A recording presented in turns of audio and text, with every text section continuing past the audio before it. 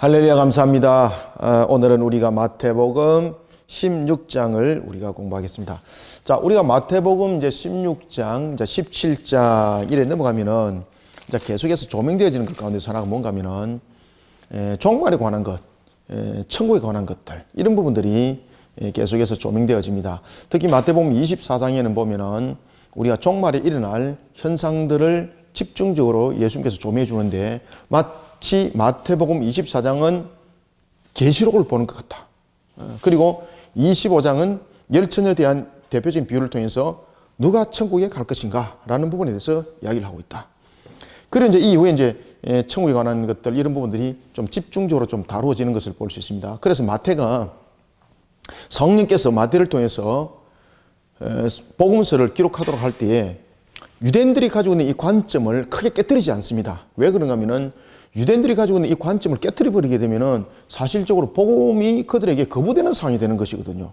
이 복음을 전해야 되는데 복음이 전해지기 전에 그들이 먼저 거부해 버리는 역사가 된다는 거죠. 그래서 마태가 여러분들 보시면은 유대인들이 복음서를 잘 접하도록 성령께서 마태를 통해서 제일 먼저 1장 1절에 무엇을 기록하도록 합니까? 마태복음 1장 1절에 저를 쳐다보지 마시고, 자, 성경, 겁나네. 저를 쳐다보니까 막 눈에 막 광선이 다, 빛이 나는 것 같아가지고. 자, 1장 1절 한번 읽어봅니다. 시작. 아브라함과 다윗의 자손 예수 그리스도의 계보라. 아멘. 제일 먼저 무엇이 등장해요? 아브라함. 그 다음에 무엇이 등장합니까? 다윗. 그 다음에 예수 그리스도 이야기를 하는 거예요. 이 내용은 왜 그렇게 전개해 나갈까요? 유대인들에게 복음을 전가하는 측면에서 제일 먼저 유대인들에게 다가서기 좋은 것이 아브라함입니다. 유대인들의 언약적 관점은 어디로부터 시작된다고 그들은 보고 있습니까? 아브라함. 그렇죠. 그래서 그들이 선민 사상을 내세울 때도 무슨 언약을 내세웁니까? 아브라함의 언약, 선민 사상. 그죠? 그 다음에 그들이 메시아에 대한 그런 하나님의 언약을 말할 때 누구를 내세웁니까? 다윗. 그래서 아브라함, 다윗 이런 부분들은 유대인들을 향한 복음서로서의 그들이 쉽게 다가올 수 있도록 그 내용들을 전개해 나가고 있다는 겁니다. 그러면서 이제 안에 내용들을 보면은 유대인들이 얼만큼 복음을 접하는 데 있어서 문제점들이 발생되어지는가. 그 복음을 접하는 데 있어서 가장 문제가 되는 것들이 누군가 하면 바로 종교 지도자들이었다는 겁니다. 그 중에서 대표적인 사람들이 누굽니까? 바리새인과 사두개인들이었다는 거죠. 바리새인과 사두개인. 심지어 여러분들 바리새인과 사두개인들은 율법에 능통한 자들이지 않습니까? 제사장들은 두말할 필요 없고 실질적으로 유대 사회 속에서 실질적인 영향력을 끼치는 사람들 이러면은 가장 영향력을 많이 끼치는 사람들이 바리새인들이죠. 그죠? 바리새인들. 많은 사람들이 바리새인들의 행동을 모방하기도 하고 닮아가려고 하기도 하고 말입니다.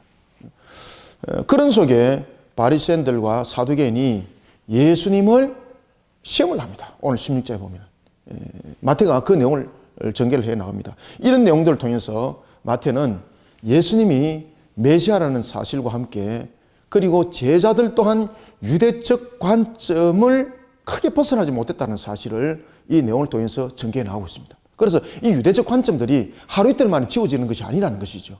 이 유대적 관점이 어려서부터 자라오면서 그들이 관습상 또는 전통적으로 그들이 받아왔기 때문에 이것이 하나의 생활이었다는 거죠.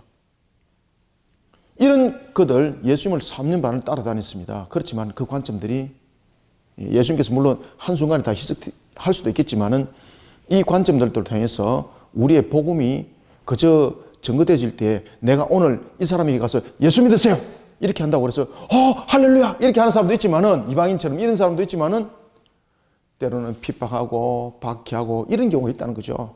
왜 그런가 하면은 이 유대인들의 관점 속에서 가장 크게 대두시키는 것이 뭔가 하면은 마귀의 세력에 의한 지배라는 것을 마태가 그 속에 함께 우리 속에 조명해 주고 있습니다. 그러니까 이런 속에 우리의 복음들이 꾸준해야 되는 것이고 그리고 그런 속에 성령께서 그 능력과 권세를 통하여서 그들을 회복시킨다는 것을 이 내용 속에 전체적인 내용들 속에서 우리 속에 이야기를 해주고 있습니다. 그렇기 때문에 마태가 28장에서 무엇을 증가합니까? 마태복음 28장 18절부터 20절이 무엇입니까? 지상 대위임령이죠.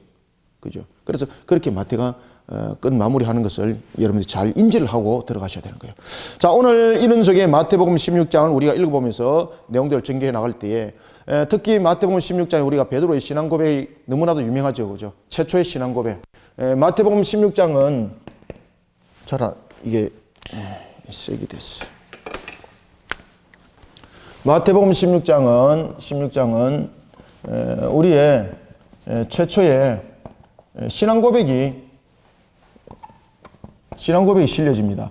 이때 이 최초의 신앙 고백은 누구에 의해서 이루어집니까? 베드로에 의해서 이루어졌는데, 성경은 이 베드로의 인지적 능력이 아니라 누가? 그렇죠. 성령께서 그를 깨닫게 하셔서 신앙 고백해 했다라는 것을 우리에게 조명해 주는 것을 볼 수 있습니다.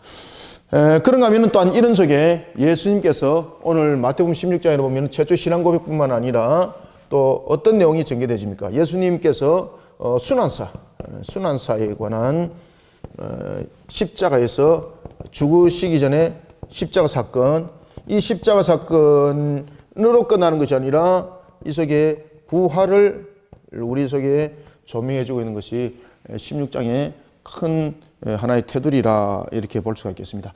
자, 이런 마태복음을 우리가 이제 하나하나 보면서 안에 내용들이 어떠한 사항들을 말하고 있는지 또 함께 보겠습니다.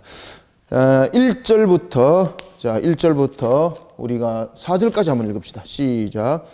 바리새인과 사두개인들이 와서 예수를 시험하여 하늘로부터 오는 표적 보이기를 청하니 예수께서 대답하여 이르시되 너희가 저녁에 하늘이 붉으면 날이 좋겠다 하고 아침에 하늘이 붉고 흐리면 오늘은 날이 굳겠다 하나니 너희가 날씨는 분별할 줄 알면서 시대의 표적은 분별할 수 없느냐.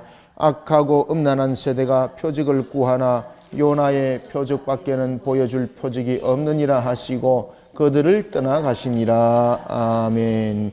자, 여기서 어김없이 여러분 바리새인과 16장에서 바리새인과 누가 등장합니까? 그렇죠. 사두개인이 등장합니다. 여러분 바리새인과 사두개인은 함께 하는 분류가 아니죠. 바리새인과 사두개인은 무엇이 다릅니까? 교리가 다릅니다. 교리가 다릅니다. 구원에 관한 교리가 다릅니다. 구원에 관한 교리가 다릅니다. 그들은 바리새인은 구원에 관해서 내세 천국을 그들은 믿습니다. 그렇지만 사두개인은 내세 천국을 믿지 않습니다. 그들은 무슨 천국입니까? 그렇죠. 현세 천국입니다. 현세 천국.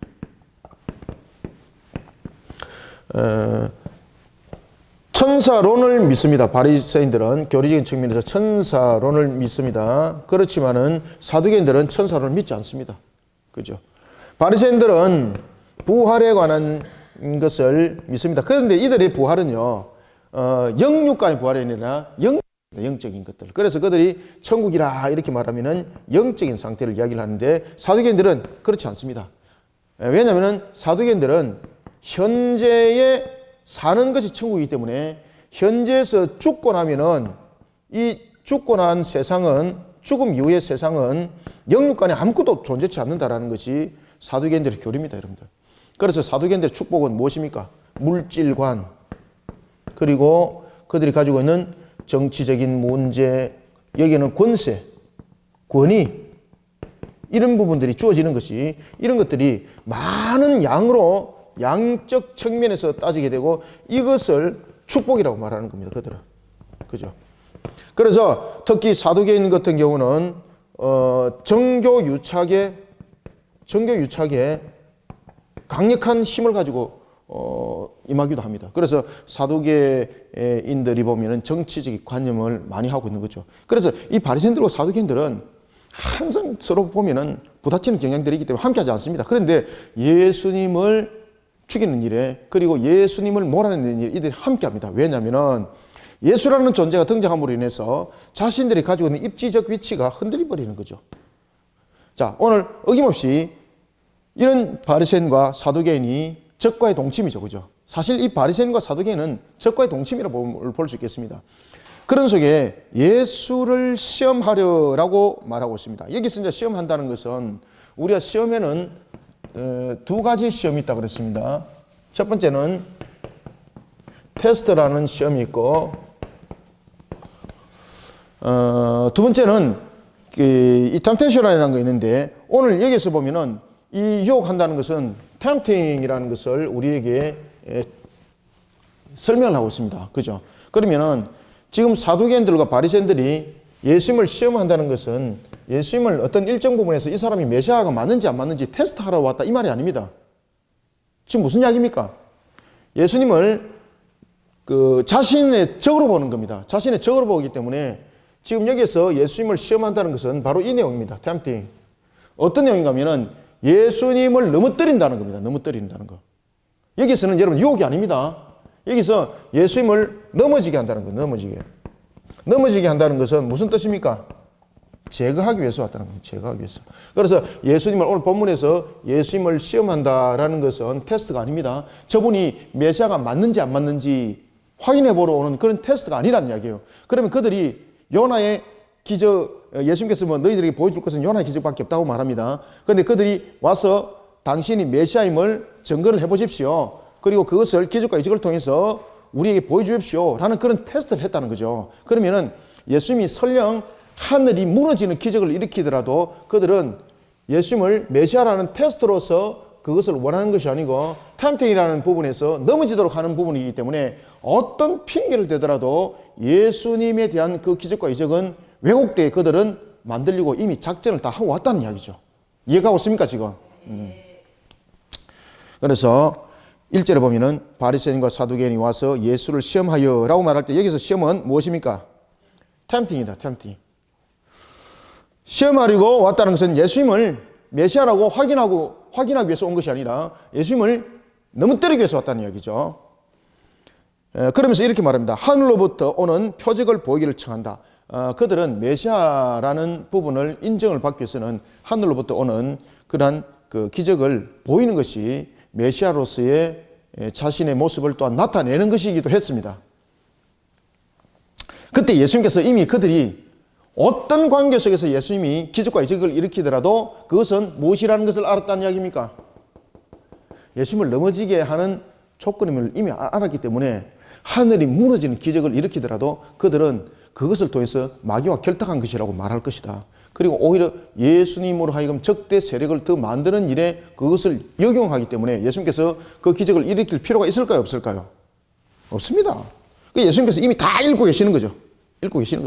그래서 예수님께서는 뭐라고 말씀하시는가 하면은 너희들에게 보여줄 것이 있다 없다. 여기서 예수님께서 이 바리새인들과 사두개인들이 영적으로 얼마나 이들이 무지한지 이런 이야기를 합니다. 지적으로는 뛰어나다. 이들이 인정을 할 것은 예수님께서 인정을 하는 거예요. 사두개인과 바리새인들이 지적인 부분에서는 첫째, 지적인 부분에서는 어떻게 한다는 이야기입니까? 뛰어나다. 이것은 인정한다. 그렇지만은 이들이 두 번째, 영적으로서는 어떻다? 완전 무지하다. 무지하다는 것은 무엇입니까? 성령께서 어디 갔습니까? 지워버렸나? 여기 있네.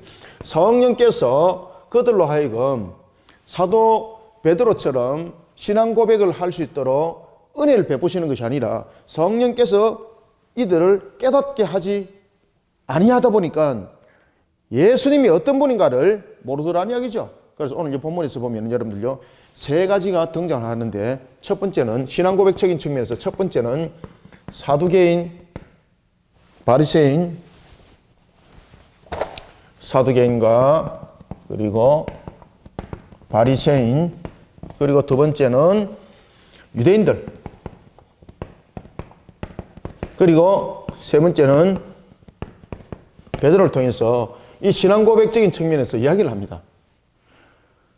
사두개인과 바리새인은 일반적 유대인들보다도 지적으로 뛰어나죠. 베드로보다도 많이 배웠죠.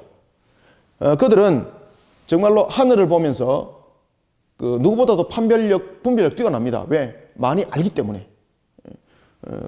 그렇지만은 이런 사두개인과 바리새인들이 신앙적인 측면에서 종교 지도자임에서도 불구하고 오히려 유대인들보다도 오히려 영적으로 떨어지더라는 겁니다. 왜냐하면은 그들은 예수님을 이미 템팅 하려고 덤벼들었던 자들이잖아요. 그죠? 그들은 종교를 통해서 자신들의 입지와 위치를 살리려고 하는 자들이었잖아요. 그런데 유대인들은요, 예수님을 누구라고 이야기해요? 자, 바리새인들과 사두개인과 바리새인은 예수님을 누구와 결탁한 자라고 여기고 있습니까? 마귀와 결탁한 자. 그래서 어떤 관계 속에서도 예수님께서 하늘의 문을 설령 열지라도 이것을 하나님께서 이 땅에 보내신 메시아로 볼까요? 아니면은 마귀와 결탁한 자라고 덤탱이 씌울까요? 이겁니다, 이거. 이미 작전은 이렇게 짜고 온 겁니다. 그때에 예수님께서 사람들이 나를 누구라고 얘기하느냐, 뒤에 있는 내용을 함께 다 말씀드릴게요. 이거 알고 들어가셔야 됩니다. 사람들이 나를 누구라고 얘기하느냐라고 말하니까 유대인들이 누구라고 얘기했다고 그랬습니까? 예수님을 선지자로 얘기하고 있습니다. 여러분들 보십시오. 사두개인들, 바리새인들 지적으로 아주 뛰어납니다. 탁월합니다. 많이 배웠습니다. 그런데 이들이 성령께서 그들에게 깨달음을 주지 아니하고 그들에게 인지적 능력을 주지 않으니까 그들이 마귀에게 오히려 다스림을 받는 거죠. 그러면서 메시아를 바라보면서 메시아를 뭐가 결탁한 자라고 봅니까? 마귀가 결탁한 자라고 얘기하고 있습니다. 그렇지만은 지적인 부분에서 분명히 사두개인과 바리새인들보다는 뒤떨어집니다만은 그들과는 또한 다른 한 단계에 있는 유대인들은 예수님을 선제로 보는 거죠. 자, 그런데 이 공통점이 있습니다. 바리새인과 사두개인 그리고 유대인들은 비록 이 마귀로 보는 것과 선제로 보는 것 큰 차이가 있죠. 큰 차이가 있음에도 불구하고 이들의 공통점은 또 무엇입니까? 예수님이 누군 줄 모르더라. 그렇죠. 메시아인 줄 모르더라는 거죠. 메시아인 줄 모르더라. 그죠? 하나님께서 메시아인 줄을 알도록 하는 것은 성령께서 그들에게 인적 능력을 줬을 때에 깨달아 안다는 거죠. 그러면은 베드로의 고백은, 여러분 베드로가 뭐 많이 배웠습니까? 혹시나 베드로가 여러분 뭐 대학원 갔다는 사실 여러분들이 뭐 아십니까? 간 사실이 없습니다. 그죠? 그런데 베드로는 예수님이 하나님의 아들이라는 것, 메시아라는 것을 고백을 합니다. 그때에 예수님께서도 그 말씀을 하십니다. 그것은 자신의 인지적 능력이 아니라 성령께서 알게 하셔서 그가 이루어진 고백이라고 말을 하고 있습니다. 오늘 본문에 보면은 그런 내용들을 우리에게 쭉 전개를 해주고 있습니다. 자, 봅시다. 바리새인과 사두개인들은 그 당시에 이런 천지 하늘과 땅에 대한 그런 관찰 능력도 뛰어났다는 이야기죠. 이것은 일반 사람들도 물론 뛰어난 능력도 있지만은 이들은 더 뛰어났다는 거죠. 자, 봅시다. 예수께서 대답하십니다. 바리새인과 사두개인들이 예수님께 당신이 메시아인 것 같으면은 우리에게 표적 보이십시오, 이 말이잖아요. 그때 이 표적을 보이십시오라고 시험했던 것은 예수님을 테스트해서 메시아로 인정하기 위한 시험이 아니라 템팅, 유혹해서 이미 넘어뜨리려고 계획하고 왔다는 겁니다. 누가? 바리새인과 사두개인. 그때에 예수님께서는 이미 그것을 인지하시고 아시고 뭐라고 말씀하시는가 하면은 너희가 저녁에 하늘이 붉으면 날이 좋다는 것 알고 아침에 날이 붉고 흐리면은 오늘은 날이 굳다는 것을 알지만은 그런 시대의 표적은 너희들이 분별하지만은 그런 환경들은 분별하지만은 내가 메시아라는 것들은 너희들이 악하고 음란한 세대에 나를 이미 넘어뜨리려고 왔던 그들 모습, 너희들 모습 속에서는 나를 메시아라고 인지하는 그런 속에서 지금 너희들은 어떤 표적을 구하는 것이 아니라라는 것을 예수님께서 설명하는 겁니다. 그래서 아침에 하늘이 붉고 흐리면 오늘은 날이 굳겠다 하나니 너희가 날씨는 분별할 줄 알면서 시대의 표적은 분별할 수 없느냐. 그죠? 시대의 표적은 무엇입니까? 여기서 말하는 시대의 표적은 예수님이 누구라는 것을 말하고 있는 겁니까? 그렇지. 예수님이 하나님의 아들이고 메시아라는 것, 이것을 시대의 표적이라고 말하는 거예요, 지금 이게. 그러니까 자연적인 현상, 이런 건 배워서 아는 거죠. 지적인 능력, 우리가 배워서 아는 거지 않습니까? 여러 가지 경험적인 측면에서 아는 거지 않습니까? 그렇지만은 시대의 이 표적들, 예수님이 하나님의 아들이요, 메시아라는 이 사실은 그들이 왜 모를까, 여러분들요? 성령께서 그들에게 깨달음을 주지 않았기 때문에, 그들에게 인지적 능력을 주지 않았기 때문입니다. 그런 그들을 예수님을 메시아라는 것을 시험하기 위해서 온 것이 아니라 예수님을 넘어뜨리려고 왔다라는 것이죠. 그러니까 목적이 아주 악하다는 겁니다. 그러니 4절에서 이렇게 말합니다. 악하고 음란한 세대가 표적을 구하나 요나의 표적밖에 보여줄 것이 없느니라 하고 그들을 떠나가 버리셨다. 여러분들 왜 그들에게 요나의 표적밖에 보여줄 것이 없다라고 예수님께서는 말씀했을까요? 이 요나의 표적은 무엇을 지금 말하고 있습니까? 십자가에서 죽으심입니다. 그들에게 하늘이 무너지는 것을 보여줘도 그들은 예수님을 마귀와 결탁하였다라고 이렇게 떠들 것이고 그로 인해서 예수님의 오히려 행적을 더욱더 막는 역할을 한다는 거죠. 그러니까 그들에게는 어떤 기적과 표적을 일으켜도 그들은 이미 작정하고 왔기 때문에 템팅 하려고 이미 왔기 때문에 그들에게는 다른 것들이 효용이 없다는 겁니다. 그런 그들에게 나타내 줄 것은 딱 하나가 있다는 거죠. 이 템팅을 하러 온 이 자들이 예수 그리스도께서 이루신 그 십자가로 인해서 완전 우리의 구원을 통하여 또한 그들이 종말에 마지막 종말에 심판을 받을 것을 예고를 하여 주는 거죠. 그래서 예수님께서 이렇게 말씀하십니다. 너희들에게 보여줄 것은 요나의 기적밖에 없다. 앞으로 일어날 십자가 사건. 그래서 예수님께서는 이 메시아라는 관점에 대해서도 확실하게 구별하십니다. 메시아라는 이 관점 속에서 무엇을 말씀하시는가 하면은 자신들이 가지고 있는 메시아는 또한 정치적 메시아, 군사적 메시아지만은 예수님께서 말씀하시는 메시아는 무슨 메시아라는 걸 말하고 있습니까? 그렇죠. 우리를 죄악에서 구원할 메시아라는 것을 또한 이 사절에서 함께 우리 속에 증거해 주고 있다는 거죠. 그러니까 바리새인들과 사두개인들이 가지고 있는 이런 교리적인 문제, 이것이 그냥 단순한 문제가 아니라 아주 그 근본부터 잘못되어 있다는 것을 예수님께서 지적하고 있는 것을 볼 수 있습니다. 자, 이런 속에 이제 예수님이 이제 제자들에게 묻습니다. 그리고 예수님께서 이런 바리새인들과 사두개인들의 행동을 따르지 말라고 그것을 누룩으로 비유를 합니다. 이때에 제자들은 어땠을까? 제자들은 어땠을까? 그래서 우리에게 그런 부분들을 조명해 주고 있습니다. 자, 5절부터 우리가 8절까지 읽습니다. 시작. 제자들이 건너편으로 갈새 떡 가져가기를 잊었더니 예수께서 이르시되 삼가 바리새인과 사두개인들의 누룩을 주의하라 하시니 제자들이 서로 논의하여 이르되 우리가 떡을 가져오지 아니하였도다 하거늘 예수께서 아시고 이르시되 믿음이 작은 자들아 어찌 떡이 없으므로 서로 논의하느냐. 아멘. 자, 여기서 이제 주시하십시오. 제자들이 건너갈 새에 제자들이 무엇을 잊었다는 겁니까?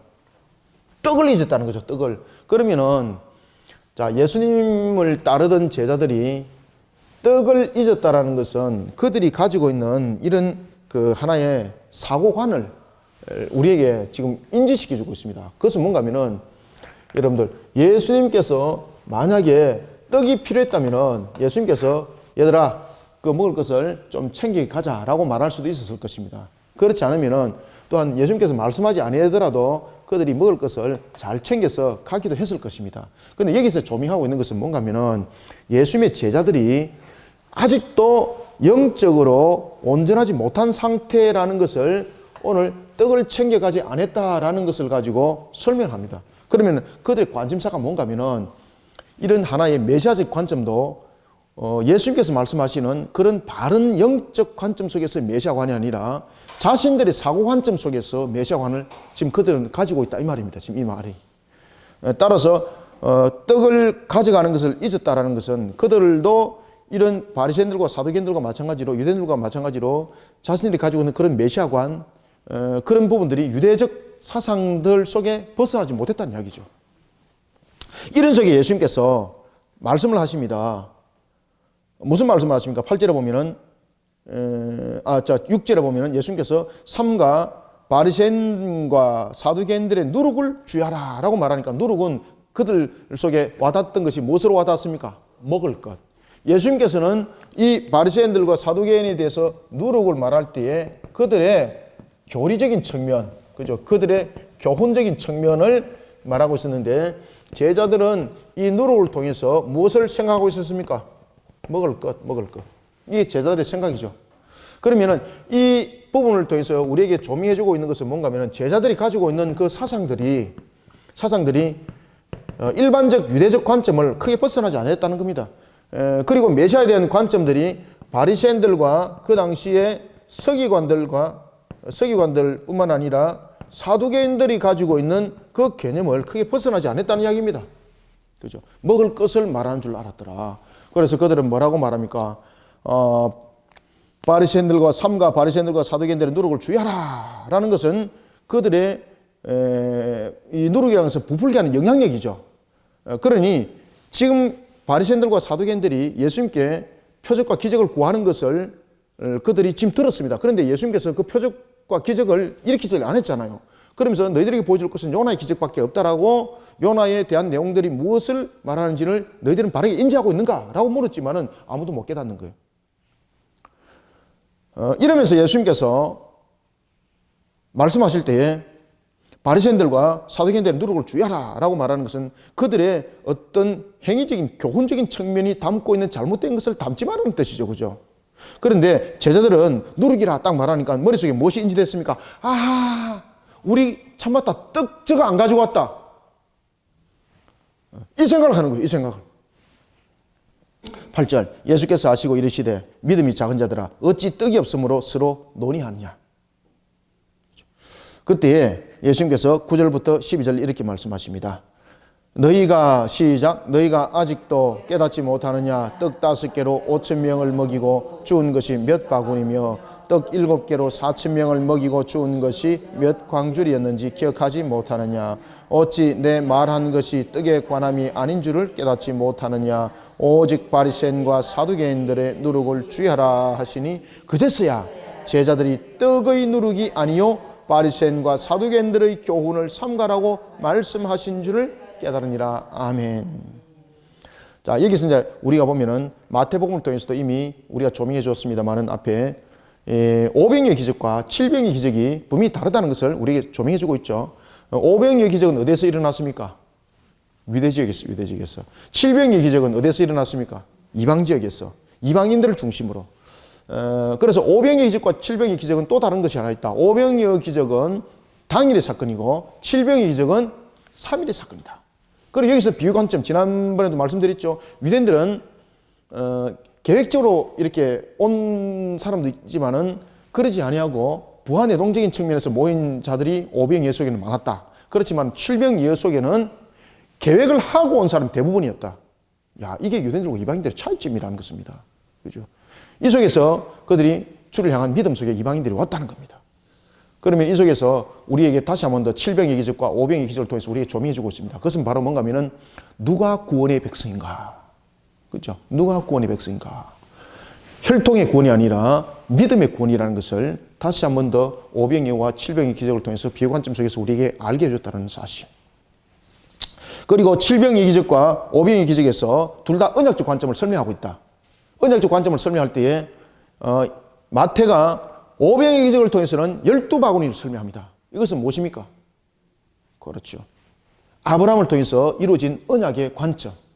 그것이 12지파가 형성되었던 이스라엘. 그래서 12바구니인 거예요. 그런가 하면은 언약적 관점 속에서 이방인들 향해서 하나님께서 말씀하실 때, 예수님께서 말씀하실 때는 7바구니를 가지고 우리에게 설명을 하고 있습니다. 그죠? 7 광주리. 이 7 광주리 가지고 이야기할 때는 완전한 구원, 그 구원 속에 있는 언약적 관점 속에 이방인이 있다는 거죠. 이런 부분들을 우리에게 함께 조명을 해주고 있습니다. 그러니 먹을 것이 문제가 돼서 내가 너희들에게 떡을 말한 것이 아닌데 너희들은 어찌 먹을 것을 가지고 이야기를 하냐.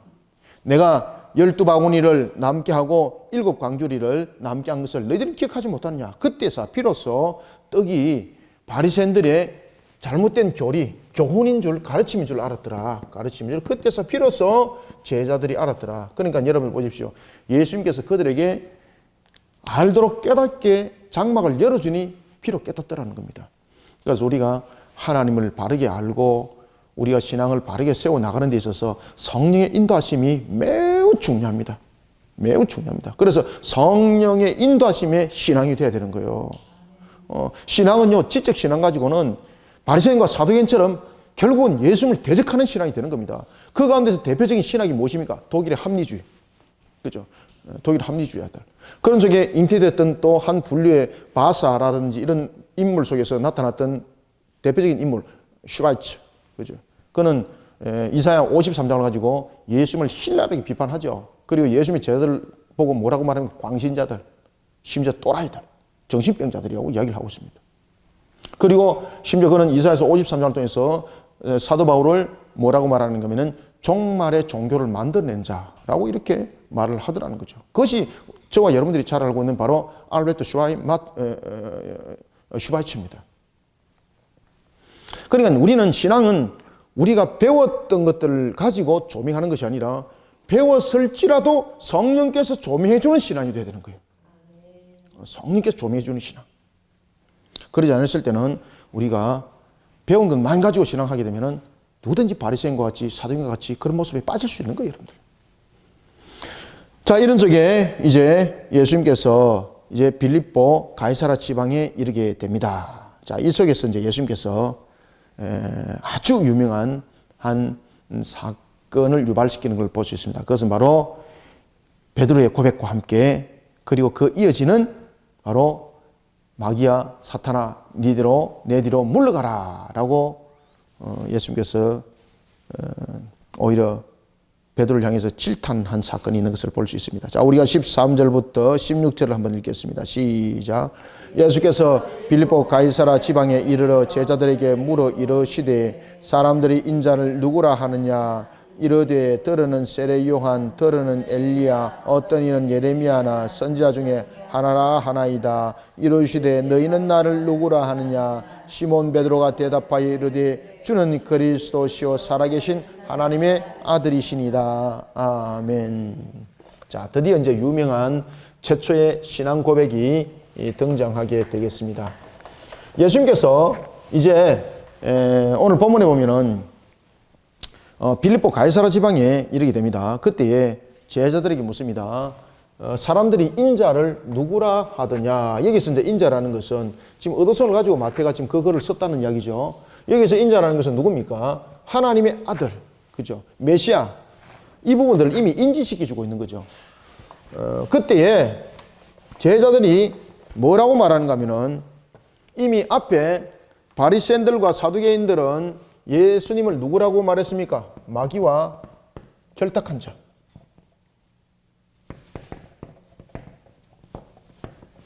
그러면 유대인들은 예수님을 누구라고 고백한다 그랬습니까? 그렇죠. 선지자로 알고 있다. 그 선지자들 가운데서도 자, 이름을 한번 불러보십시오. 누굽니까? 엘리야, 예레미야, 그죠? 여기서 이제 등장하는 여러분 이름들이 보면은 그 아주 중요한 인물들입니다. 세례 요한 이러면은 그들이 볼 때에 우리가 신구약을 통틀어서 예수님이 오시기 전까지 마지막 선지자가 누군가 하면은 바로 세례 요한이죠. 그 세례 요한은 사람들이 마치 누구처럼 인정할 정도로 유명해졌습니까? 메시아로 인정할 정도로였습니다. 메시아로 인정할 정도로. 그래서 선지자 대 한 사람은 어떤 사람은 세례 요한으로 그리고 또 어떤 사람은 누구로 알고 있다는 겁니까? 그렇죠. 엘리야고 예레미야더라. 엘리야고 그리고 예레미야더라. 이들은 전부 다 여러분 보시면은 종말에 관한 예언들과 그리고 회복에 관한 예언들과 연결되어 있는 선자들이죠. 그리고 아주 유명한 대선자들입니다. 그죠? 대선자들. 그러니 사두개인들과 바리새인들과 이미 1차적으로 구별이 됩니다. 그럼에도 불구하고 이들도 또한 예수님을 선지자로 알았지 메시아로서는 그들이 예수님을 알지 못했다는 이야기입니다. 그럼 여기서 이제 예수님께서 묻습니다. 그러면 너희들은 나를 누구라 여기느냐라고 말했을 때에 그 고백이 베드로의 고백인데 이것은 베드로만의 고백이 아니라 베드로가 대표적인 고백을 하게 되는 거죠. 그때에 베드로가 뭐라고 고백합니까? 주는 그리스도시요. 그렇죠. 여기서 주는 누굽니까? 예수님이 예수님. 주는 그리스도라고 그랬습니다. 그리스도. 예수는 그리스도죠. 그죠? 예수 그리스도인데 예수는 그리스도죠. 여기서 그리스도는 우리로 하여금 우리를 구원하기 위해서 이 땅에 오신 메시아로서의 사역을 이루어갈 자를 우리가 그리스도라고 말하는 거죠. 그래서 주는 그리스도라고 이야기를 하는 거죠. 주는 그리스도요 살아 계신 하나님의 아들입니다. 주는 예수님은 첫 번째 그리스도입니다. 두 번째 살아 계신 하나님의 아들입니다. 야, 여러분들 지금까지의 그들이 행했던 내용들, 그들이 행했던 걸음들, 앞에 있었던 바리새인과 사두개인들에 관한 내용들을 이야기를 했을 때에 그 누룩을 먹을 떡이라고 이야기했던 그 입에서 어찌 이런 고백들이 이루어질 수 있겠습니까? 그죠? 이런 고백들이 이루어질 수 없는 거죠. 자신들의 지적 인지적인 능력으로서는 이것을 행할 수가 없는 겁니다. 예수님께서 이렇게 말씀하십니다. 자, 17절부터 18절 한번 읽습니다. 시작. 예수께서 대답하여 이르시되 바요나 시몬아 네가 복이 있도다. 이를 네게 알게 한 이는 혈육이 아니요 하늘에 계신 내 아버지시니라. 또 내가 네게 이르노니 너는 베드로라. 내가 이 반석 위에 내 교회를 세우리니 음부의 권세가 이기지 못하리라. 아멘. 자, 예수님께서 사역을 하실 때에 일어났던 최초의 여러분 신앙 고백이 베드로 입을 통해서 등장하게 되는 거죠. 이때에 베드로 입을 통해서 등장할 때에 예수님은 그리스도라고 고백을 하고 있고 살아계신 하나님의 아들이라는 것을 고백을 합니다. 이것을 보면은 하나의 이원화적인 측면에서 확실하게 구분을 해 나가는 겁니다. 여러분들, 여기서 예수님은 하나님의 아들입니다. 그죠? 그러면 하나님의 아들이라는 존재적인 측면에서 우리에게 무엇을 말하고 있는가 하면은 삼위일체적인 측면에서 예수님이 성부로부터 나심을 말하고 있는 거죠. 그런데 이 나심은 어떤 피조적인 나심이 아니라는 이야기입니다. 이것은 신적 활동을 통해서 예수님에게만 나타났던 하나의 신으로서의 존재적 측면에서의 그 아들이라는 나심이를 우리에게 가르쳐주고 있고 말하고 있는 것이고, 그리고 예수가 그리스도라는 것은 무엇입니까? 사역적 측면입니다. 사역적 측면. 그러면은 살아계신 하나님의 아들이 존재적 측면에서 우리를 그냥 다스리고 모든 것을 이끌어가는 주관자로서 계셔야 될 뿐인데, 그분이 그리스도로 오셨다는 거예요. 그리스도로 오셨다는 이 사역적 관점을 통해서 우리에게 무엇을 조명해 주고 있습니까? 하나님께서 우리를 구원하시기 위해서, 그리고 또한 하나님께서 우리를 구원하시기 위해서 예정하시고 작정하시고 그 모든 섭리가 지금 그리스도라는 이 사역을 통해서 이루어졌다는 이야기입니다. 그리고 완성될 것을 말하고 있는 겁니다. 그러니 우리의 구원을 위해서 이 그리스도는 바로 우리의 예정하심과 작정하심과 이것이 섭리 가운데에 모든 것들이 이루어질 것입니다라는 신학적 조명 속에서 그리스도입니다라는 부분들이 등장을 하는 겁니다. 그래서 이 그리스도라는 것은 무엇입니까? 그리스도라는 것은 여러분들요, 사역적인 측면에서 우리를 구원하실 하나의 내용들을 담고 있는 거죠. 그분이 살아계신 하나님의 아들이라는 거예요. 그러면은 예수님께서 이 땅에 오신 것이 베드로 입을 통해서 최초로 고백될 때에 이 신앙의 고백은 무엇을 담고 있습니까? 예수님께서 그냥 메시아입니다, 이런 단순한 이야기가 아니죠. 무엇을 담고 있습니까? 예수님께서 성육신 하심이 신성이 인성을 취했다는 이야기를 하고 있는 겁니다. 그래서 이것을 신학적으로 말하면은 신인, 그렇죠, 양성의, 맞습니다. 너무 잘하네. 이것을 신학적으로 베드로의 신앙 고백을 예수는 그리스도시요 살아계신 하나님의 아들입니다라는 것을 삼위일체적 관점에서 우리는 볼 수 있고, 첫 번째. 두 번째는 우리의 구원론적인 측면에서 예정하시고 작정하시고 섭리하는 측면에서 볼 때에 예수는 그리스도입니다, 살아계신 하나님의 아들입니다 라는 측면을 통해서 첫 번째는 삼위일체 하나님을 우리에게 알게 하셨죠. 그죠? 그 다음에 두 번째는 무엇을 알게 합니까? 구원사적 측면에서 예수님께서 오신 성육신, 그 성육신이 신인 양성의 위격적 연합이라는 것을 우리에게 설명을 하고 있어요. 굉장히 어렵습니까? 우리 교인들은 이제 제일이 워낙 말을 많이 들어서 이제 이해를 하는데, 처음 아마 이 부분들을 듣는 분들은 좀 어려울 수 있어요. 그렇지만은 여러분 쫓아오시면 됩니다. 그래서 베드로의 고백은 주는 그리스도요 살아계신 하나님의 아들입니다라는 것은 우리에게 크게 두 가지를 설명해주고 있다. 첫 번째는 하나님이라는 관점에서 삼일체적인 측면을 우리에게 설명해주고 있다. 그 다음에 두 번째는 구원론적인 측면. 구원론적인 측면에서는 그리스도와 살아계신 하나님을 분리해줘야 된다. 그러면 살아계신 하나님의 아들이 그리스도로 왜 왔는가? 온 것은 구원론적인 측면에서 예정하시고 작정하시고 섭리하심에 대한 사역을 설명해주고 있다. 그러면 그 사역을 어떻게 이루어지게 하셨는가? 바로 하나님이신 그분이 사람의 몸을 취했다는 거죠. 그래서 신학적 측면에서 성육신을 다룰 때에 신인 양성의 위격적 연합을 이 고백은 말하고 있다. 간단하죠? 그래서 이런 신학적 부분도 조명을 함께 하셔야 됩니다. 이걸 누가 깨닫겠냐 말이에요. 이거를 박 집사님이 깨닫겠습니까? 이것을 누가 깨닫겠을까요? 내가 깨닫겠을까요? 오늘 예수님께서 이렇게 말씀하십니다. 예수께서 대답하시되 바요나 시몬아 네가 복이 있다.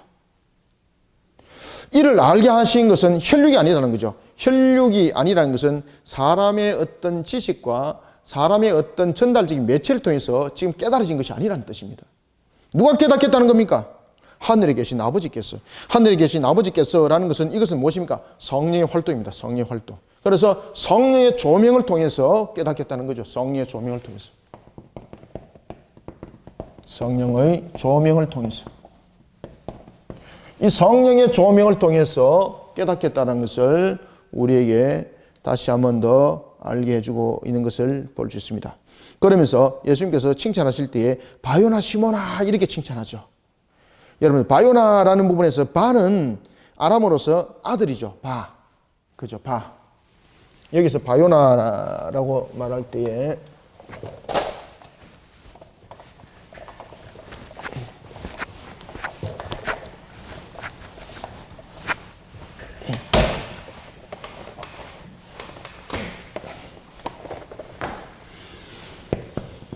여기서 바요나라고 말할 때의 바는 아람어로서 아들을 말하는 겁니다. 아들. 아들. 여기서 이제 바요나라는 것은 아들 요나라고 이렇게 이야기를 하는 거죠. 여기에서 여러분 바요나라고 말하는 것은 베드로의 별명입니다. 그죠? 그의 아버지의 이름을 따서 일종의 지어졌던 이 바요나라는 것은 베드로의 하나의 별명이었고, 그 다음에 무엇이라 부릅니까? 오늘 본문에 보면은 바요나 그리고 시모나 이렇게 말하지 않습니까? 여기서 시몬이라 부르는 것은 어떤 내용입니까? 히브리어로서 베드로의 원래 이름이죠. 그죠? 히브리어로서 그의 이름이었습니다. 그래서 바요나 시모나라는 것은 연결적인 측면이 아니라 별도로 떨어져서 이렇게 그 내용들을 우리에게 조명해주고 있고, 아주 그것은 가까운 측면에서 그 내용들을 설명하고 있습니다. 여러분들, 우리가 별명 말할 때 아주 친한 사람 사이에 그 별명을 말하지, 뜬금없는 사람 사이에 여러분 별명 말하지 않지 않습니까?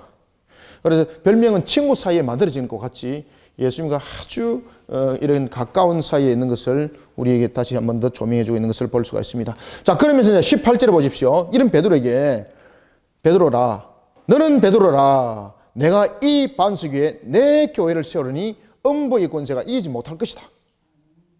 여러분, 여기서 이 반석은 누굴까? 베드로일까요? 그래서 여기서 설명을 잘 하셔야 되는 거예요. 그래서 이것을 로마 가톨릭 같은 경우는 이 반석을 누구로 지금 해석하고 있습니까? 그렇죠. 그래서 베드로 위에 세워진 교회를 말하고 있는 겁니다. 베드로 위에 세워진 교회. 그렇지만은 여기서 헬라적 관점 속에서 수식을 하든지 이런 것들을 찾아 들어가게 되면 여기서 이 반석이라는 것은 16절 보십시오. 자, 16절. 시몬 베드로가 무엇을 고백했습니까? 주는, 그렇죠. 주는 그리스도시요 살아계신 하나님의 아들입니다. 라는 이 신앙 고백을 담고 있습니다. 따라서 여기서 말하는 이 반석이라는 것은 우리가 베드로를 말하는 것이 아니라 베드로가 말했던 신앙 고백이었습니다. 이 반석. 이 반석이라는 것은 앞에 것을 수식합니다. 여기서 이라는 것은 베드로를 말하지 않고 앞에 것을 수식하는데 바로 이라는 것은 신앙 고백을 말하고 있습니다. 신앙 고백. 베드로가 했던 그 신앙 고백 위에 교회는 세워진다는 이야기예요. 그럼 다시 말하면 교회는 사람이 반석이 아니라 신앙 고백이 반석이라는 겁니다. 그래서 교회는 교황이 우두머리가 아닌 거예요. 주님이 머리인 거예요. 야, 오늘 본문 속에서 여러분 잘 이것을 인지를 하세요. 그래서 18절에서 말하는 이 반석은 바로 16절에 신앙 고백을 담고 있다. 이것을 여러분들이 잘 인지하시고 신앙의 여러 가지 신앙적인 측면에서 또한 성경 공부를 할 때 이 부분들을 잊지 않길 바랍니다. 항상 신앙 고백 위에 교회는 세워지는 겁니다. 사람 위에 세워지는 것 아니에요. 유명한 사람 위에 세워지는 것 아닙니다. 그래서 교회는 유명한 사람에 의해서 좌지우지되면 안 돼요, 여러분들요. 유명한 사람 따라다니는 신앙하면 안 됩니다, 여러분들. 하나님의 말씀 위에, 우리의 신앙 고백 위에 우리는 항상 교회와 신앙생활이 이루어져야 되는 겁니다. 자, 19절 20절 읽습니다. 시작. 내가 천국 열쇠를 네게 주리니 네가 땅에서 무엇이든지 매면 하늘에서도 매일 것이요 네가 땅에서 무엇이든지 풀면 하늘에서도 풀리리라 하시고 이에 제자들에게 경고하사 자기가 그리스도인 것을 아무에게도 이르지 말라 하시니라. 아멘. 자, 천국 열쇠. 교회를 좌지우지하는 것은 절대 권력을 가진 사람의 볼 때 제일 우두머리라고 말하는 교황의 권세 속에, 권위 속에 천국 열쇠는 주어진 것이 아닙니다. 그러면은 교황이 삼중간을 쓰고 그 다음에 지팡이를 들고 그 보좌에 앉아서 세 가지를 다 갖추게 되면은 그는 바로 교회 위에 세워진 권세자가 된다라고 말하는 이런 개털 같은 소리 하지 마시길 바랍니다. 그런 개털 같은 소리를 하면서 삼중간을 쓰고 지팡이를 들고 그 보좌에 앉았을 때에 말씀에 대한 권위자가 되는 겁니다. 그때에 성경에 대한 부분도 잘못된 것은 그 자리에서 거부를 하게 되면 하나님의 말씀이 거부가 되는 겁니다. 이런 것은 있을 수가 없는 거예요. 있을 수가 없는 거예요. 그래서 우리가 여러분 보시면은 오늘 본문에도 제가 18절을 강조했잖아요. 이 반석을 굉장히 우리가 신앙적인 측면에서 바르게 직시하셔야 된다고. 이 반석은 바로 무엇입니까? 교회는 신앙 고백 위에 세워지는 겁니다. 신앙 고백 위에. 신앙 고백 위에 교회는 세워지고 머리는 오직 예수 그리스도입니다, 여러분들요. 그래서 사람이 어떤 행각으로 베드로가 아니라 베드로 할아버지가 와도 보좌에 앉아갖고 그가 삼중간을 쓰고 지팡이를 들고 어떤 짓을 하더라도 그는 하나님을 대신할 수 없어요. 주님을 대신할 수 있는 자가 아니에요, 여러분들요. 그런 대리자가 아니에요. 여기서 말하는 천국 열쇠를 네게 주리라는 것은 무엇입니까? 사도직의 중요성을 말하고 있는 겁니다. 청지기로서의 중요성을 말하고 있는 겁니다. 사도직, 그리고 청지기로서의 사도직과 그리고 두 번째는 청지기로서의 얼만큼 중요한가 그 중요성을 우리에게 말하기도 합니다. 그래서 천국 열쇠를 네게 주리니, 그러면 여러분들 베드로가 천국을 갖다가 뜸나두도록 만드는 주체가 되는 겁니까? 말도 안 되는 소리 하고 있죠, 그죠? 그래서 여기서 내가 천국 열쇠를 네게 준다라는 것은 교회를 좌지우지하는 절대 권력을 말하고 있는 것도 아닙니다. 절대 권력을 말하고 있는 것이 아니라 이것은 복음을 전하는 사도직에 대한 중요성, 그런가 하면은 청지기로서의 사역을 말하고 있는 겁니다. 이해가시죠? 사도직으로서의 우리의 중요성, 그리고 청지기로서의 그 역할들이 얼만큼 중요한가라는 것을 천국 열쇠를 네게 주리니 라는 걸 통해서 우리가 설명을 하고 있는 거예요, 지금 이게. 그래서 실질적으로 천국 열쇠를 줬다는 것이 아니죠. 그럼 여러분 베드로에 의해서 천국 가는 겁니까? 말 아닌 소리예요. 말도 아닌 소리죠. 이것은 바로 사도직의 중요성과 청지기로서의 그 사역들이 얼만큼 중요한가라는 것을 우리에게 그리고 베드로에게 조명을 해주고 있다는 것입니다. 그러면서 20절에 이에 제자들에게도 경고합니다. 뭐라고 경고하십니까? 다시 한번 읽습니다. 시작. 이에 제자들에게 경고하사 자기가 그리스도인 것을 아무에게도 이르지 말라 하시니. 아멘. 야, 이거 무슨 뜬금없는 소리인가? 이게 무슨 소리일까, 여러분들요? 왜 예수님께서 그렇게 말씀하셨을까요? 여기서 말씀하신 것은 아주 중요한 내용이 담겨져 있는데 그것은 바로 뭔가 하면은 제자들은 예수님이 누구인지를 분명히 알고 있습니다. 그런데 그들은 예수님의 사역이 이루고 있는 그 목적, 그리스도로서의 이루고 있는 그 사역의 목적을 아직 명확하게 모르는 거예요. 그러다 보면은 제자들이 예수님에 관해서 잘못 증거했다가는 오히려 예수님의 사역을 막아버리는 경향이 생기겠죠. 그래서 예수님께서 경고하는 것은 그리스도인 것을 아무에게도 알지 말라는 것은 자신들의 관점을 가지고 말하지 말라는 겁니다. 자신들의 관점을 가지고. 그래서 자신들의 관점으로 말하는 것을 침묵하라. 자신들의 관점으로 가지고 있는 것을 침묵하라. 아직도 예수님께서 이루시는 그런 그리스도로서의 세 직분의 사역, 그죠? 왕으로서의, 선지자로서의, 제사장으로서의 그 세 직분의 사역에 대해서 제자들이 명확하게 그것을 깨닫지 못하고 있다는 겁니다. 그래서 이런 부분들이 왜곡되게 증거될 수 있으니 그리스도라는 부분에 대해서 너희들이 침묵해라. 침묵해라. 이 말씀을 하시는 겁니다. 그리고 이때로부터 21절부터 22절까지 읽읍시다. 시작. 이때로부터 예수 그리스도께서 자기가 예루살렘에 올라가 장로들과 대제사장들과 서기관들에게 많은 고난을 받고 죽임을 당하고 제3일에 살아나야 할 것을 제자들에게 비로소 나타내시니 베드로가 예수를 붙들고 항변하여 이르되 주여 그리 마옵소서 일이 결코 죽게 미치지 아니하리다. 아멘. 자, 이때로부터라는 것은 언제입니까? 이때로부터라는 것은 언제를 말하고 있을까요, 여러분들요?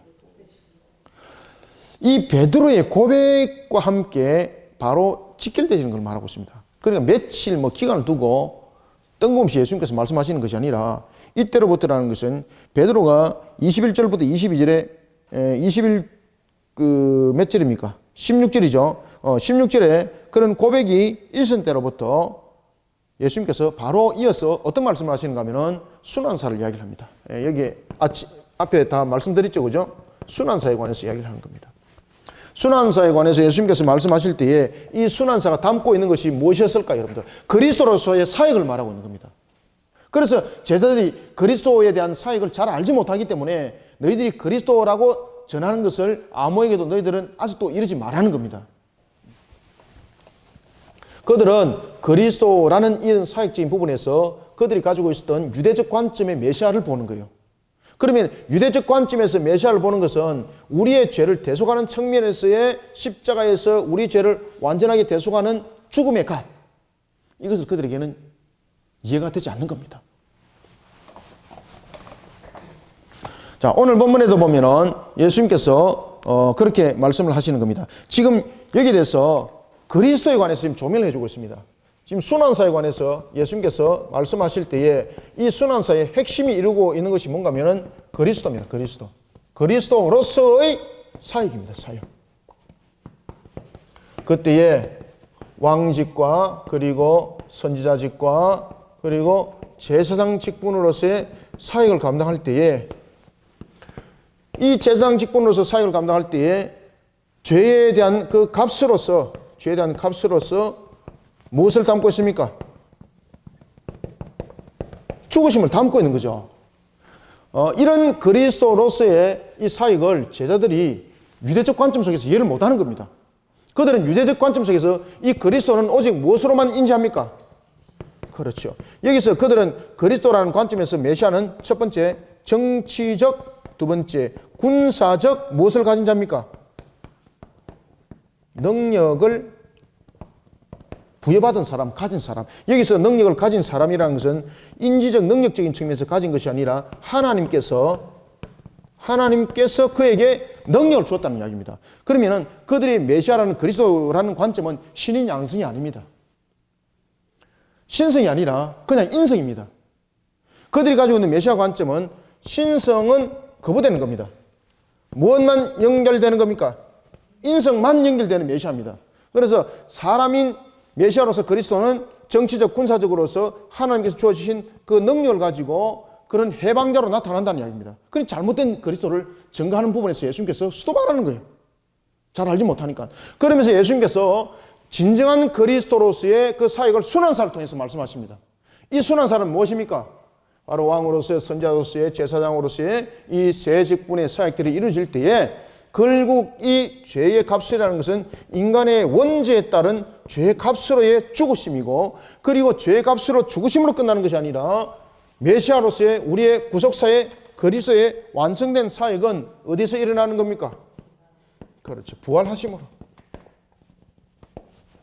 이 속에서 우리의 구원의 완성이 이루어진다는 이 순환사를 그들은 이해했을까 못했을까요? 그렇지, 못하는 거예요. 못하는 거예요.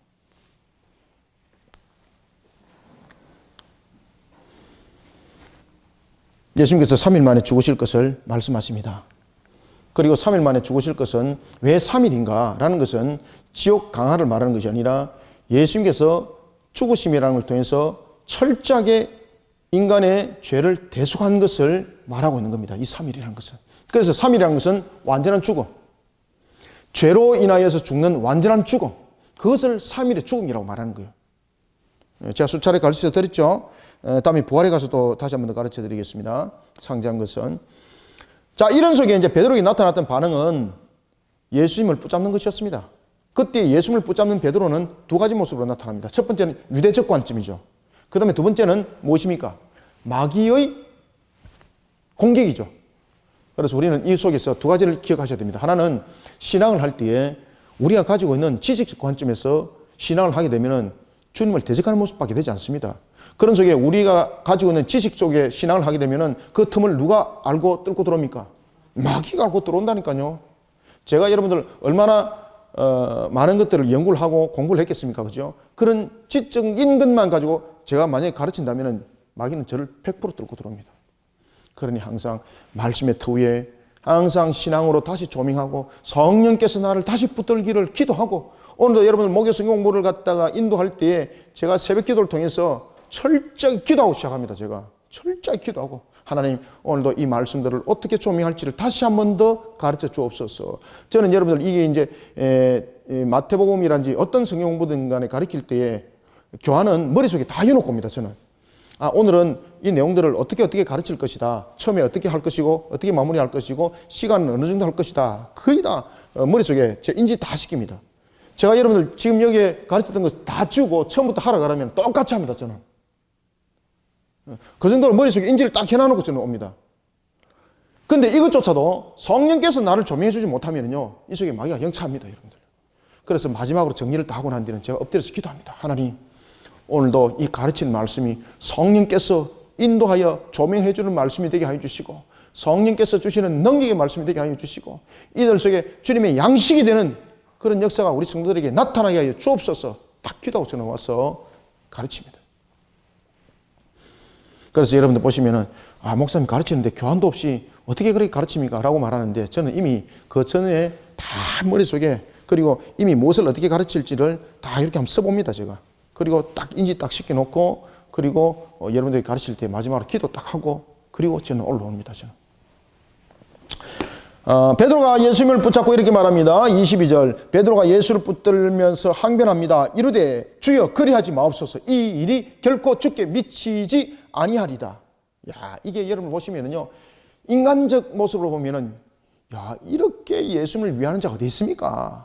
상 줘야 되죠. 무슨 상 줘야 됩니까? 대통령 줘야 됩니다. 대통령. 그 당시에로 보면 대제사장상 줘야 됩니다. 대제사장상. 이런 사람은 어디 있습니까? 그럼 하나님 상 주든지 말. 이래 해야 됩니다. 그런데 예수님한테 호되게 그거 야단 맞습니다. 그때 호되게 야단칠 때 예수님께서 베드로를 야단치는 것이 아니라 누구를? 사탄아 물러가라. 사탄아 물러가라. 사탄아 물러가라. 그러면 이 공격이 누구로부터 인한 공격이라는 것을 설명하고 있는 겁니까? 마귀입니다. 마귀. 그래서 우리의 신앙들은 항상 인지적 능력, 지적 능력 이 속에 우리의 신앙들을 다 표현하는 것이 아니라 항상 성령의 바탕을 이룬 신앙 그리고 성경 공부 그리고 우리의 신앙들이 되어야 됩니다. 자, 23절부터 24절 읽습니다. 시작. 예수께서 돌이키시며 베드로에게 이르시되 사탄아 내 뒤로 물러가라. 너는 나를 넘어지게 하는 자로다. 네가 하나님의 일을 생각하지 아니하고 도리어 사람의 일을 생각하는도다 하시고 이에 예수께서 제자들에게 이르시되 누구든지 나를 따라오려거든 자기를 부인하고 자기 십자가를 지고 나를 따를 것이니라. 아멘. 자, 여기서 예수께서 돌이키시면서 베드로에게 이릅니다. 사탄아 내 뒤로 물러가라 라는 것은 말 그대로 제자를 따르는 자가 오늘도 우리 속에 나타납니다. 제자는 따르는 자이지 결정권자가 아니라는 거죠. 지금 여기서 여러분 보시면은 베드로가 예수님 그리하지 마옵소서라고 말하면서 지금 누가 결정권자가 되어 있는 겁니까?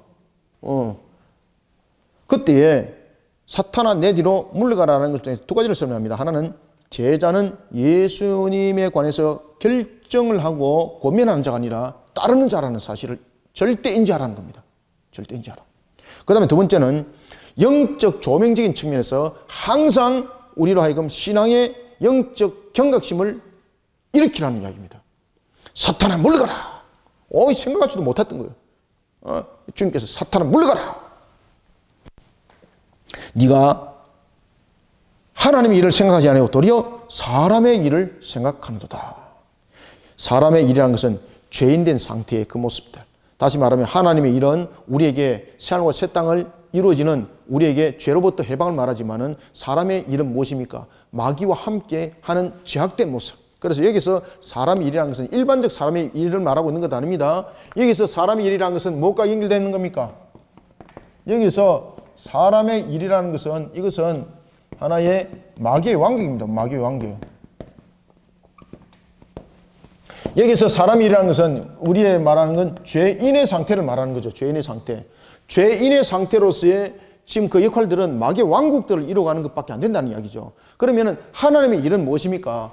여기서 말하는 하나님의 일이라는 것은 우리에게 새하늘과 새 땅을 통해서 우리에게 그 영광의 나라에서 살아가도록 만드는 거죠. 그런데 사람의 일이라는 것은 죄인으로서의 역할이에요. 죄인으로서는 누구의 올무된 상태에서 그 일들을 하는 겁니까? 마귀의 올무된 상태죠. 그럼 결국 이게서 사람의 일이라는 것은 마귀의 왕국을 구축하는 측면에서의 일입니다. 그래서 오늘 본문에도 보면은 사람이 이를 생각하는도다 라고 말하면서 이런 말씀을 하세요. 누구든지 나를 따르려거든 자기를 부인하고 자기 십자가를 지어라. 여기서 자기 십자가는 무엇입니까? 고생하라는 겁니까? 이 자기 십자가는 무엇입니까? 예수님께서 이루신 완전 구원입니다. 죄를 사심. 그러니 우리가 죄의 일을 하든 어떤 일을 하든 신앙관계적인 측면에서 무엇이든 간에 우리에게 나타나는 것은 뭔가 하면은 고난과 희생만이 아니라 우리 속에 나타나는 자기 영광을 차지하는 것이 아니라 제일 중요한 것은 먼저 죄사함이죠. 그죠? 죄사함. 죄사함에서 일어났던 것들, 그리고 죄사함에서 일어난 것들 뿐만 아니라 주님께서 행하셨던 일들을 우리는 닮아가는 그리스도인이 되는 것. 이것을 자기 십자가 속에 다 담고 있다. 그죠? 그래서 여기서 자기 십자가는 두 가지 관점을 다 담고 있습니다. 여기서 자기 십자가는 두 가지 관점을 다 담고 있다. 첫 번째는 우리에게 원죄로 통한 죄사함, 원죄로 통한 죄사함. 두 번째는 그리스도를 닮아가는 사역,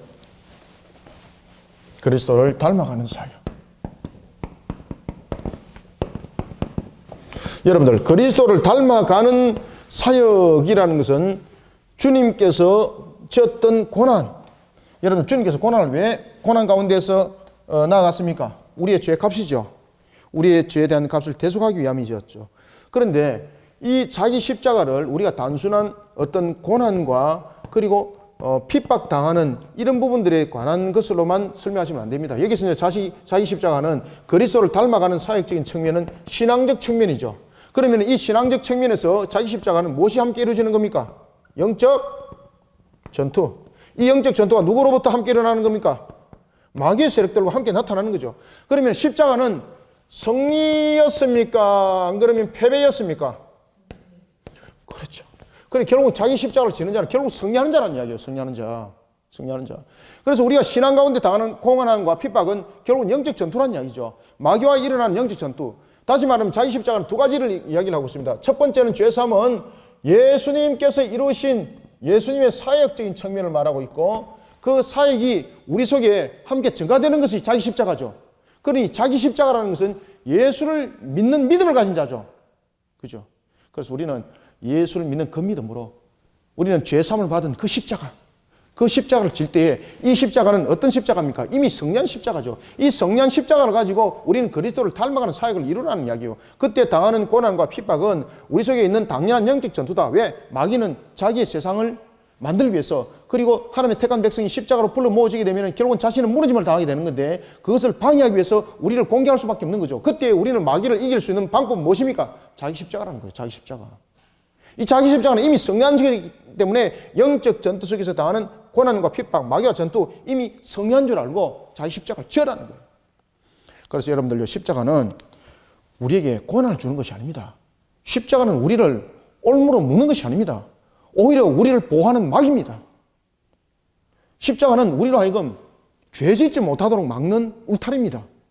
십자가는 우리로 하여금 악한 것들이 넘어오지 못하도록 막는 울타리입니다. 그러니 자기 십자가를 지는 것이 정답입니까? 정답이 아닙니까? 정답입니다. 그런데 사람들은 자기 십자가를 지어라 그러니까 늘 머릿속에 무엇을 담고 있습니까? 예수님께서 못 박아서 죽었던 그 고통, 그 핍박.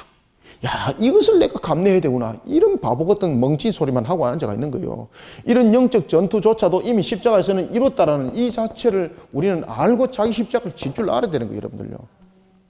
그래서 자기 십자가는 우리의 방어막이에요. 자기 십자가는 우리의 울타리예요. 우리가 불의하지 않도록 우리를 막는 막이에요. 음란하지 못하도록 우리를 막는 막이에요. 그런가 하면 불의한 자들이 우리를 넘어오지 못하도록 막는 막이에요. 그래서 예수님께서 자기를 부인하고 자기 십자가를 지으라는 거예요. 자기 십자가를. 이에 예수께서 제자들에게 이르시되 누구든지 나를 따르려거든 자기를 부인하고 자기 십자가를 지고 나를 따를 것이니라. 아들의 고난이 결국은 제자들의 고난이 될 것이지만은 이것은 결국은 모든 영광을 차지하게 되는 영광의 십자가 될 것이다. 영광의 십자가 될 것이다.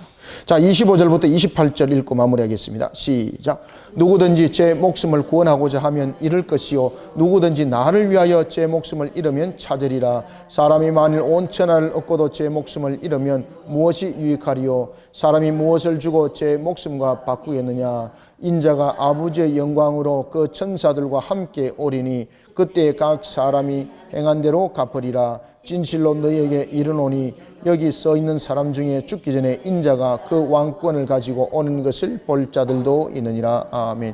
자, 25절. 누구든지 제 목숨을 구원하고자 하면 잃을 것이다. 이것은 무엇입니까? 이건 무슨 말인가 하면요, 주님께서 이루신 그 일에 대해서 무엇을 가지라? 확신하는 신앙을 가지라. 이 말입니다. 어떤 것, 주님께서 이루신 것에 대해서 주님께서 이루신 것,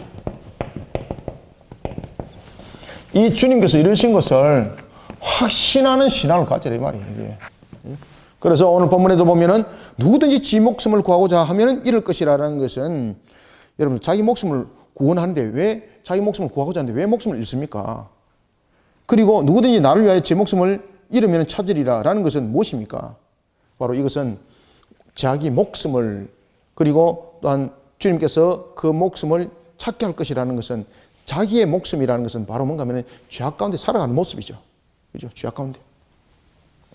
누구든지 제 목숨을 구하고자 하면은 잃을 것이요 누구든지 나를 위하여 제 목숨을 잃으면 찾으리라. 그러면 주님을 위해서 그러면 죽으면은 다 그냥 자기 목숨 찾는 것인가? 이것이 아니라 주님께서 이루신 것을 믿으라는 거예요. 우리의 죄를 사하시고 우리의 죄를 사하신 것에 대해서 확신하는 신앙을 가지고 살아가는 자들이 되어라 이 말입니다. 그러니 이런 인간의 죄악된 모습을 담고 나의 모습 속에서 나의 뜻을 세우고 나의 보존을 위해서 살아가는 그런 어리석은 자가 되지 말라는 겁니다. 26절 사람이 만일 온 천하를 얻고도 제 목숨을 잃으면 무엇이 유익하리요? 사람이 무엇을 주고 지 목숨을 바꾸겠냐? 바로 딱 그냥 말씀하시잖아요. 그래서 부활과 영생을 어떻게 하라? 신앙으로 확신하라는 이야기입니다. 부활과 영생을. 예수님께서 이루신 것이 무엇입니까? 죄사함이죠. 예수님께서 이루신 것이 바로 죄사함. 우리의 죄사함을 십자가에서 죄의 값으로 지불했습니다. 그것으로 끝난 것이 아니죠. 부활하셨죠. 이 부활은 무엇으로 연결되는 겁니까? 영생으로 연결되는 거죠. 이것을 주님께서 이루신 것을 우리가 믿으라는 거죠. 여기에 대해서 확신한 신앙을 가지라는 거예요. 그럴 때에 우리가 이룰 것은 육신을 도모하는 자가 아니라 오늘도 믿음을 가지고 주를 따르는 자가 되어라. 만약에 주님의 일을 확신하지 못하게 되면 지금 무슨 이야기를 하고 있습니까? 너는 상황에 지배받는다는 겁니다. 그럼 이 상황은 누가 지금 다스리고 있습니까? 자, 에베소 2장 2절 다시 한번 기억합시다. 공중의 권세를 가진 마귀가 지금 이 상황을 지배하고 있습니다. 그러면은 주님께서 이루신 이 말씀에 대해서 확신하는 신앙을 가지지 못하게 되면은 우리는 상황이 결국은 지배받는다는 이야기입니다. 결국은 상황에 지배받는다는 것은 자기 목숨을 구하는 측면에서 달려가는 인본적 길이 된다는 거죠. 요한계시록은 말합니다. 자기 인본적 모습 속에서 자기의 목숨을 구하려고 자기의 생업을 구하려고 세상 속에서 뛰어갔던 바벨론 결국은 무너졌습니까? 안 무너졌습니까? 무너졌죠. 요한계시록에서 말합니다.